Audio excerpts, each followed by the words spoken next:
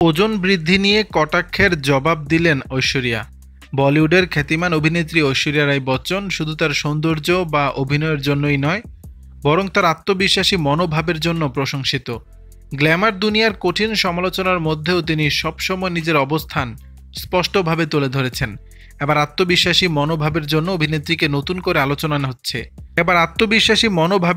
অভিনেত্রীকে নিয়ে নতুন করে আলোচনা হচ্ছে।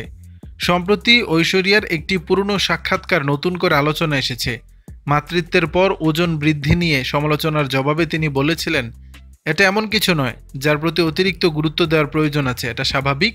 আমার ক্ষেত্রে এটা ছিল শরীরের স্বাভাবিক পরিবর্তন। ওজন বেড়েছে বা পানি জমেছে, এসব স্বাভাবিক। আমি এতে অস্বস্তি বোধ করছি না। তিনি আরও বলেন, আমি বাইরে বেরিয়েছি তখনই যখন সন্তানের কাছ থেকে একটু সময় বের করতে পেরেছি। যদি আমি এটা নিয়ে উদ্বিগ্ন হতাম তাহলে লুকিয়ে থাকতাম বা দ্রুত ওজন কমানোর চেষ্টা করতাম, কিন্তু আমি সেই পথ বেছে নিইনি। এটা আমি স্পষ্ট করে দিয়েছিলাম। আমি নিজের জীবনে আমার সন্তানের সঙ্গে ব্যস্ত ছিলাম। 2025 সালের কান চলচ্চিত্র উৎসবে ঐশ্বরিয়া রাই আবারও প্রমাণ করেছেন যে আত্মবিশ্বাসী আসল সৌন্দর্য।